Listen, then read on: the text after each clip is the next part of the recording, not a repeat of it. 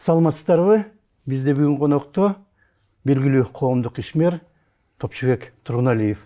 Рахмат сизге студиябызга келгениңизге. Шайлоо бүттү, мына жакында жыйынтыктар чыгат. Кандай сиздин баамыңызда, кандай парламент болот, шайлоо кандай өттү? Кандай деп ойлойсуз? Ада дегенде мен айтарым, чакырганыңарга ыраазымын. Ишиңерге дайыма ийгилик кааладым. Мен угушума караганда Кытайдын бир эл аралык чоң ошол телекомпаниясы силер менен бирдикте келишим түзүп иштеп атыптыр. Ал бизде жүздөгөн телеканал бар. Силерди тандаганда мен таң калып атам. Себеби дегенде алардан изилдеген кайсы телеканалда эң бир таланттуу адамдар бар. Мен ачык эле айтар элем, менин бир туугандай болуп калган саналаш иним бар. Нарынаев деген. Ошондуктан мен силерди куттуктайм. BBC менен дагы бир деген бир кабар угуп калдым. Келишим бар. Манакей. Мен куттуктайм, демек бекеринен эмес бул. Силердин ошол кадыр баркыңар дүйнөлүк деңгээлге чыккан. Дүйнөлүк деңгээлдеги жанагы BBC эл аралык деңгээлге чыккансыздар. Ал эми шайлоо боюнча айта турган болсок, эми нарын иним, саналаш иним бул 90-жылдардан бери Кыргызстанды ошол шайлоо деген эпидемия каптабады. Же ушунга чейинки шайлоолордун өзгөчө акыркы президенттик шайлоону боротулуу жыйынтыгын чыгарып алдыда турат. Мурдагы президенттик шайлоолор анан бүгүнкү кечеүнкү парламенттик шайлоо дагы өзү бизди бүтүндөй дүйнөгө ыры менен жомоко калтырды да. Чын эле эпидемия болуп кетти. Мунун көп себеби бар. Ал себебинин бир жагы жалаң гана Борбордук Азияда эмес, Азия батышка деле, Африканын элдерине, өзгөчө Африканын түндүк тарабындагы элдерге үлгү көрсөткөн сиз менен биздин элибиз. Тарыхый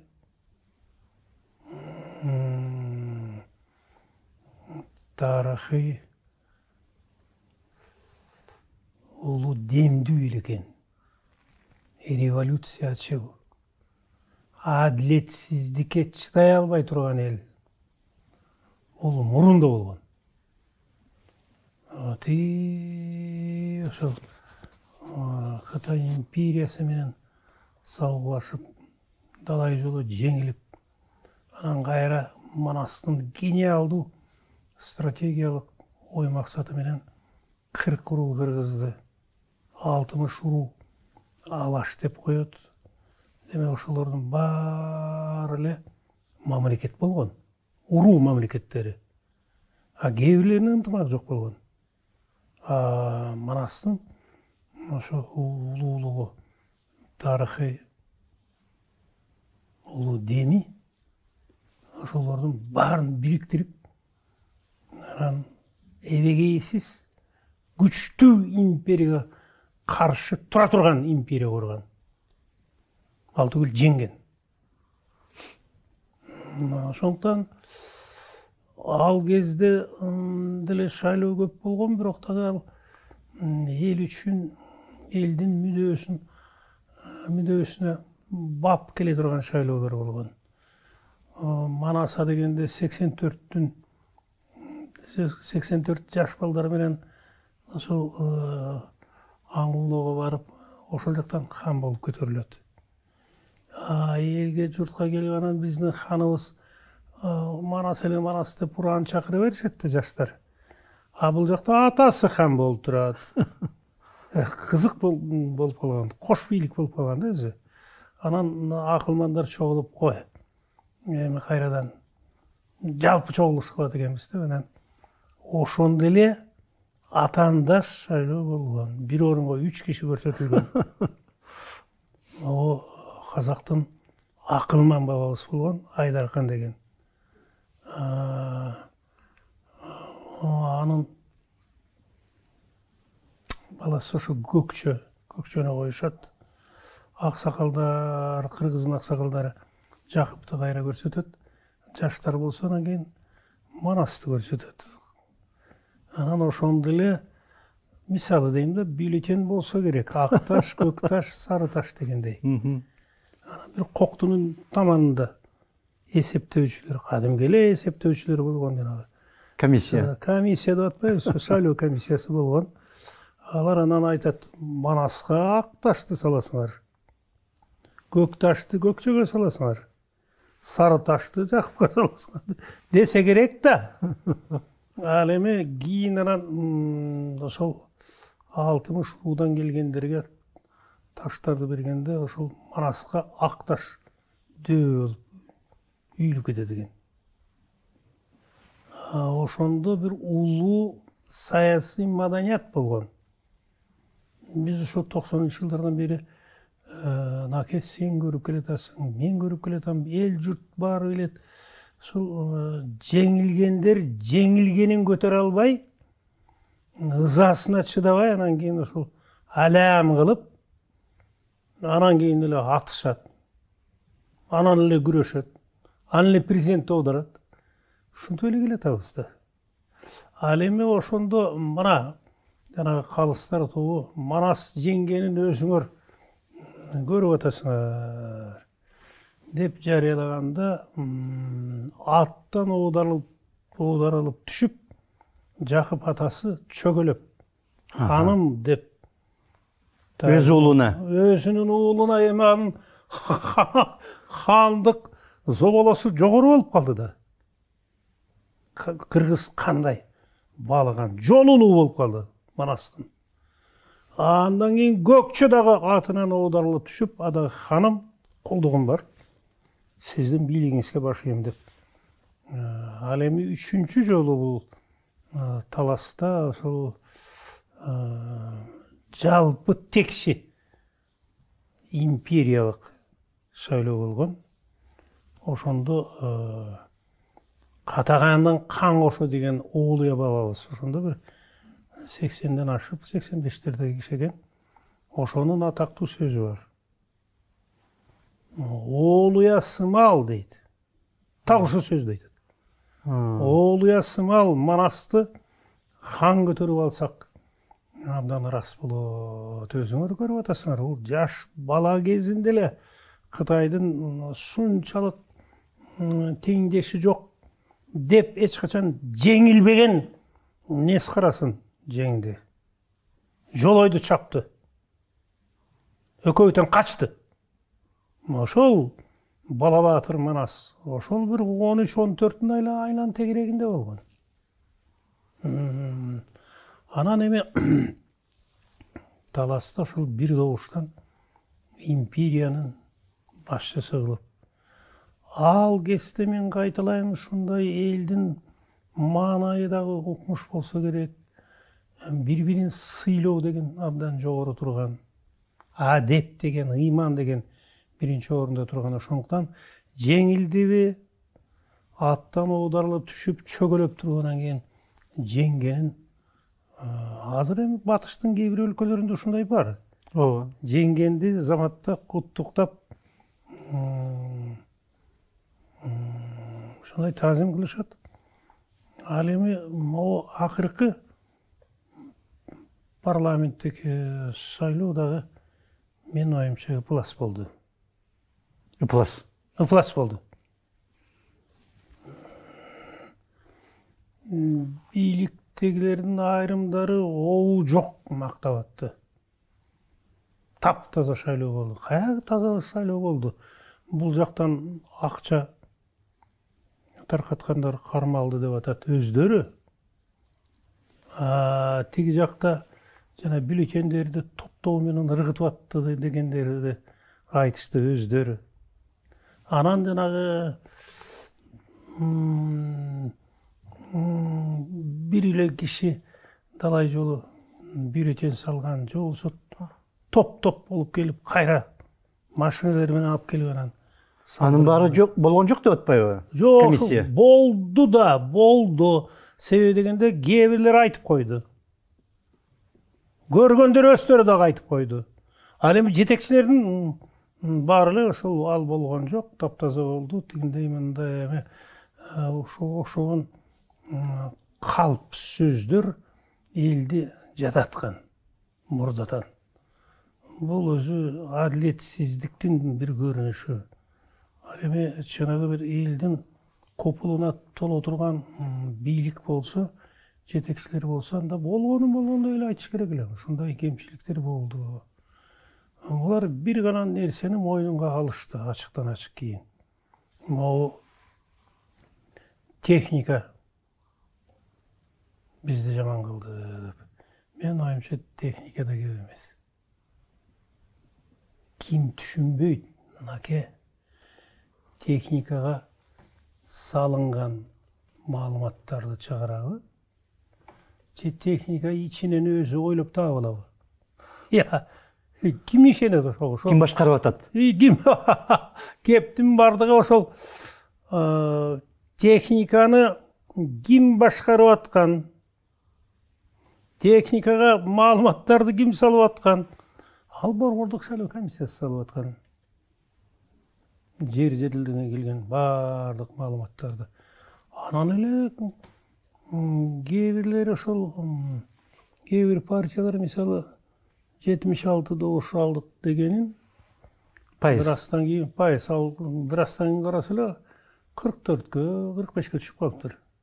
Баарыныгы тегиз түштү дейт, бирок так тегиз эмес, кээ бирөөнүкү нары бери болгон да. Нары бери болгон дейт. Мына ушул жерде бир былык жатат го дейм да.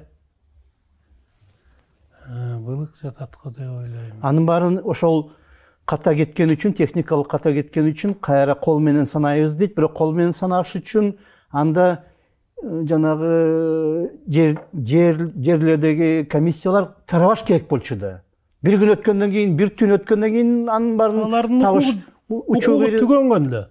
Жок, укугунан мурда дагы эмени таба албайсың да. Канча бюллетень каяка кеткенин, протокол кандай 5-6 күндөн кийин саналып атат. 5-6 мисалы үчүн мына Акаевдин учурунда борбордук шайлоо комиссиясы отурган жердеги светти, электр энергиясын жарым саатка өчүрүп салып эле, жарым сааттын ичинде баарын каалагандай кылып койчу. Тууралап койчу да.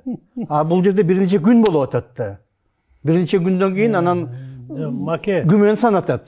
Тигил жыл шайлоо чөлкөмдөрү мейли айыл болсун, одан болсун, дуан болсун, алар ошол маалыматты толук бергенден кийин алардын укугу токтош керек. Менин пикиримде. Мейли токтободу деп коелу. Сен айткандай 5-6 күндөн кийин анан кайра санаганда ким санады? Дагы эле баягы эле бийик Мүчүлүштү ошол жерде кеткен. Жанагы компьютер санайбы, санабайбы, тигилер кетпеш керек болчу, тарабаш керек болчу. Жанагы байкоочуларга протоколду кээ бирөөнү берди, кээ бирөөнү берген жок. Алар тарап кетти. Тарап кеткенден кийин кантип аны кайра баары бир тияктан да күмөн санаса болот, компьютерден дагы, бияктан дагы күмөн санаса болот. Күмөн жагы көп болду. Эми башка эң негизги көйгөйдү айтайын. Мен жакшы билесиң, 91-жылдын 8-9 февралында Эркин Кыргызстан демократиялык партиясы дегенди түздүм эле. Анан могу 93-жылдын 5-майында кабыл алынган баш мыйзамдын дагы 3 долбоору болгон. ошол бир долбоору мен баш болгон топ даярдап берди эле. Анан конституциялык кеңешме деген 56 кишиден турган мамлекеттик орган бар эле. Анын да мүчөсү болдум эле. Бирок мен ошондо эле айткам. Себеби дегенде партия деген өзү жакшы жамгыр жаап, эртеси күнү жана козу карындар заматта чыгат го. Ошондой азыркы күндө деле юстиция министрлигинин эсебинде 220 партия бар экен. Алардын көбү качан эле күнжам болуп кеткен. Баягы аты калса ошол министрликте калган. Заты дагы, аты дагы турмушта жок. Жок болуп кеткендерди. Мейли, ошолордун 75-и биз шайлоого катышабыз деп жулкунуп чыкты. Кийин анын канча 22-си калдыбы? 21. 21 калдыбы?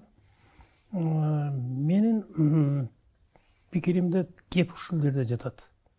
Мен ошо 90-жылдардын башынан айттым эле, жанагы шайлоолордо партиялар өтө турган босогону чоң кылыш керек. Мисалы 10%. Эмне үчүн? Себеби дегенде батыштын чыныгы демократиялык өлкөлөрү ошентип атып, анан кийин көз караштары жакын партиялар анан кийин эртеси күнү коалиция түзөт, бүрүшү күнү бир партияга ашып кетет, айланып кетет. Жок, партиялардын бүт бар жок болбойт. Ошондой бириккен чоң партиялар калат. Азыр деле Америка Кошмо Штатында 9 партия бар. Экөө эң чоң. Англия, Францияда да 3-4 партиялар бар. Германияда, мисалы.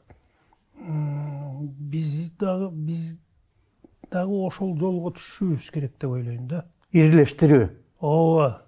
Ошого мамлекеттин стратегиялык саясаты керек. Аны жогорку кеңеште кабыл алганда да ошо жогорку кеңештин жана былык саясат жүргүзгөндөр 3% деп болсун деп чыкпадыбы? Анан 5% калтырышты. Босогону. Босогону. Себеби дегенде алар майда партияларды түзүп алып, бириккиси келбейт, сөзсүз алар дагы өткүсү келет. Алардын ушул топтук эгоизм.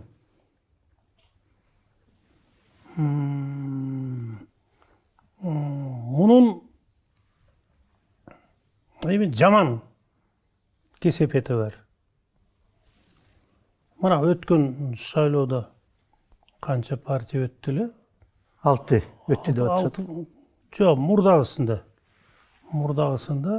5 партия өтсө керек эле. 3 жанагы негизги. Ошол 5 партиялар тиги айыл өкмөтүнө чейин талашпадыбы? Биздин партиянын өкүлү болот, дегендей мындай. Мына бадыраң сээп жүргөн, мүмкүн мыкты сээп жүргөн баланы алып келип айыл чарба министр кылышты. Ашып кетсе 1-3 ай иштеди окшойт. Биз ушинтип эле келатабыз да, жанагы көп партиялуулуктун жакшы жагы бар, өтө көп партия болсо жаман жагы мына ошондой. Бийлик талашып, анан кийин министрликтерди дагы баарын бөлүп алат. Ошон үчүн мындай жолдон өткөн Америка, Франция, Англия жолдон өтүп туруп, анан кийин мамлекеттик чыныгы адис ишмерлер партияларга баш ийбейт. Ал жакта партиялар белгилүү гана орундарды ээлейт. Ал эми чыныгы профессионалдар, ал жанагы чиновниктер отурат. Бизде болсо ийнесинен жибине чейин бөлүштүрүп атпайбы? Ошолор келип. Ошондой болуп кетти акыркы жылдары. Бул жакшылык алып келбейт да, анаке. Жакшылык алып келбей жатат да. Себеби дегенде бул жерде айтып атпайм, жана топтук эгоизм дегенде кыргызча эмне дечи эле? Топтук өзүмчүлдүк. Топтук өзүмчүлдүк бар. Жеке өзүмчүлдүкү бар. Себеби дегенде партиянын башчысы болгондон кийин ошо менин партиям, мен өтсөм, мен болсом, спикер болсом, комитеттердин баландарын биз алабыз деп анан талашып, ошентип жүрүшөт. Спикерликке кимдер күрөшүшү мүмкүн эми? Эми албетте орусча айтканда свято место пусто не бывает. Ар бир партиядан бул болсун, тиги болсун деп чыгат. Бирок канчалык мамлекеттик стратегияны билген, жана эле партиясынын өзүнүн бир мындай тар жолуна түшүп албаган, бүтүндөй мамлекеттин кенен саясатын жүргүзө тургандар кимдер жарайт? Мен акылым жетпей жатат. Айта албайм. Анан кийин таң калыштуу дагы бир нерселер бар. Мисалы, Медет Шеримкулов ойлогонго мен өтсөм, ошол спикерди мени шайлашса дегендей. Өткөндө 57-нчи болуп, же 83-нчи болуп, мурдагыда. Акыркы шайлоодо да ошондой болуп, эми Медеткан Шеримкуловдун Кыргызстандын кечеги саясатында чоң орду бар. Эми ошол орунду булгабай эле, созулуп эле аксакал болуп отуруп бербейби? Эмне кылат? 80ден ашкан киши. Ошондуктан кеп спикерди деле эмес. Спикер деген өзү англисче айтканда сөз бере турган эле киши. А бирок бизде спикердин өзү 3 бийликтин бир бутагын кармап турган жетекчи да. Бул жагынан алганда чоң бийлиги бар.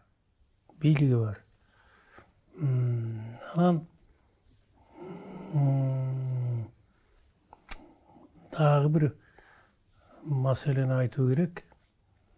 Акыркы референдумда президент мамлекеттин да башчысы, өкмөттүн да башчысы болду. Биз али билбейбиз бул канчалык, бул тажрыйба кай жака алып келет, канчалык жакшы, пайдалуу натыйжа береби. Ал дагы бир жыл, 2 жылдын ичинде боротоло билинет. Ал эми бул жерде дагы бир маселе бар. Наке батыштын жанагы демократиялык өлкөлөрүндө 3 бийликтин 3 бутагы таразаланып туруш керек. Бири дагы өтө көп бийликти албаш керек. Үстөмдүк кылбаш керек. Бири дагы үстөмдүк кылбаш керек. Мамлекеттин башчысы, өкмөттүн башчысы болгон киши үстөмдүк кылып кетүүгө мүмкүнчүлүгү бар да. Бул кандай болот? Ошондуктан байкап туралы, бул эмнеге алып келет? Андан башка кедерки маселе наке. Биз ушу 90 жылдан бери айтып атып тилибиз тешилди. Реформа эле реформа. Анын ичинде сот бийлигинин реформасы деп. Мына парламенттик реформа жасадык. Мен ошол 90 жылдардын башында эле кыйкырдым эле. Чакан Кыргызстанга 120 депутаттын кереги жок. 90'dун айлана тегерегинде гана керек. Ошондо ар кандай сунуш болгон. Баягы күнү да ошону кайталашты. Ушул 90'дун 60'ы жерлерде иштей берсин. Бул жерде бир 30'у 35'и калып, жана мыйзам чыгара турган, айланайын мыйзам чыгара турган 30 эле калса, анда тигилже бул чоң пулду немелер өздөрү иштеп чыгат дагы, өздөрүнө керектүү мыйзамды өткөрүүгө биз жол ачабыз да. Ошондой эле болуп атпайбы? Мисалы жанагы жет атасын баарын сатып кеткен, кыргызды сатып кеткен жанагы Данила Орецкий. Ал баш министр болгондо муну эсимде эле тиги биринчи раматылы Докем Дооронбек Садырбаев кыйкырып чыккан. Ошол жогорку кеңеште жетиштүү добуш алыш үчүн $1000 таркаткан экен. Мүмкүн кээ бирлерин андан көп берген. Демек, бул эмне деген маселе? Биз ошол шайлоочулардын добушун алыш үчүн акча тараткандар азыр да болду деп атпаймынбы? Демек, бул маселе али бери жагы менин баамымда жакыр турмушту башынан өткөрүп аткандардын жок дегенде 25-30%, мүмкүн андан көбүрөөктүр. Ошол добушун сатканга мажбур болуп атпайбы? Себеби дегенде, ал эч жерде иштесе, айлыгы тас болсо, ал эми баалар күндөн күн өсүп атса, жок дегенде 3, 4, 5, 6 баласы болсо, кантип багат анан кийин? Айласы жок, могу турмуш өзү мажбур кылып атат жанагы добуштарды сатканга. Ооба, мен каршымын ошол добушумду сатканга. Бирок турмуштун жанагындай көйгөйлөрү.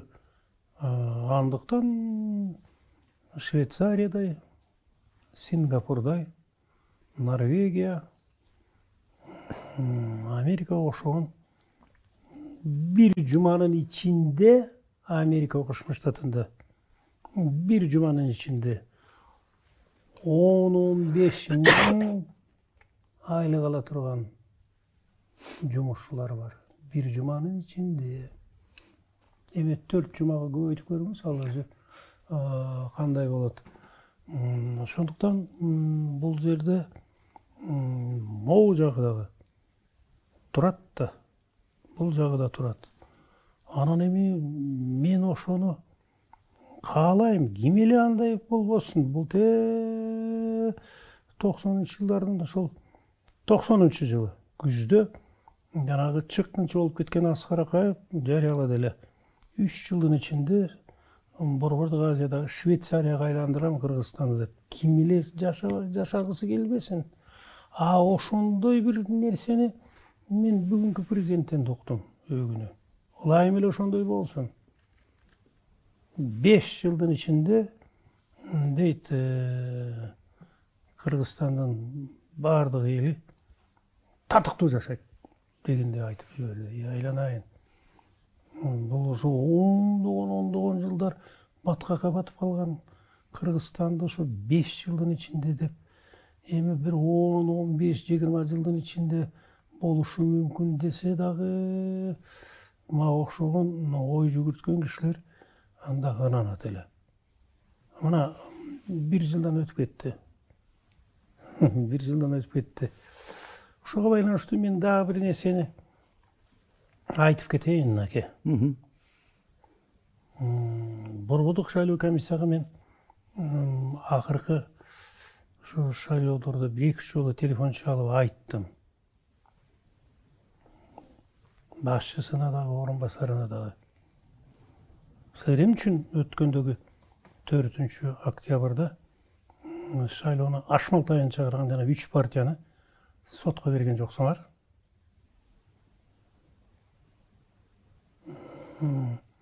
Андай дейт нерсе, мага ошондой деп жооп беришти. Ошондой эме прокуратурага түшүш керек эле. Силер түшүрбөйсүңөр прокуратурага. Силердин укугуңар бар да. Ал шүмшүктүктүн шүмшүктүгү, жанагы кечегинки ошол шайлоону бүт бардыгын Ашматайын чыгарган партиялардын жетекчилери заматта бир сутканын ичинде жаңы президенттин тарабына өтүп кетти да. Эч ким чыга албай калып калды. Мен бир-эки жолу жаздым аны. Кана адилеттүүлүк. Анан Убактыбыз биздики кетип калыптыр. Акыркысы мынакей кече күнү өткөн партиялардын да бир экөөсү бийликтин партиясы дегендер ошого ишенгендер бар. Андай эмеспи? Менимче бар. Жо, ал тиги президент жактырып анан ошолор өтсө деп айтпаса керек. Бирок дагы ал партиялардын өздөрү ошондой саясат жүргүзөт. Кечеги эле бийликте жүргөндөр заматта партиянын башчылары болуп кетти кээ бир жерде. Ооба. Мурда бир партиянын бийликтин бир партиясы болсо, эми бийликтин 2-3 партиясы болуп калып атпайбы? Гарантия менен жеңе тургандай. Ошон үчүн муну дагы ошол биздин тиги коопсуздук кеңешин жана катчысы күн эле байсабатты ушундай таптаза өттү, ушундай ошол таптаза өттү деп эртеден кечке кайталаган элдин кыжырын огойтор кайнатты. Менин да кыжырымды кайнатты. Ал боротоло бүткөндөн кийин анан бир талдоо деген болот. Ошондон кийин анан муну эксперттер айтсын деп койбойбу? Эксперттер. Көз каранды эмес эксперттер бар. Көз каранды эмес коомдук уюмдар бар. Көз каранды эмес коомдук уюмдар деле аз эле калды окшойт. Кыргызстанда. Убактыбыз аяктап калыптыр. Дагы бул парламент эми иштей баштагандан кийин дагы балким талкуулайбыз, кандай болуп атат, эмне болуп атат деп. Билинет, туура айтасың айлана. Ошондо дагы улантсак болот. Мен абдан ыраазымын мынакей сага. Силердин өркөнүңөр өсө берсин. Рахмат. Жанагындай эл аралык деңгээлге татыктуусуңар. Мындан кийин дагы ошолор менен эри шаркак болуп, Кыргызстаныбызда эми жүздөгөн телеканалдын эмне кереги бар Кыргызстанга билбейм. Алар жөн эле бир кинолорду коюп эле анан кийин жанагы зордук, зомбулукту эртеден кечке көрсөтүп атат. Анан биз таң калып атабыз. Кандайча бир кызды бир топ жигиттер алып барып, анан кийин жайлап, ал кызды бузуп, анан өлтүрүп кетет деп таң калып атабыз. Айым үчүн таң калабыз. Эртеден кечке ошондой жакшы нерсени көрбөй атпайбы? Жамандык нерсени көрүп берип атпайбы? Мына же болбосо жана калдыр шалдыр массалык маданият дегендер.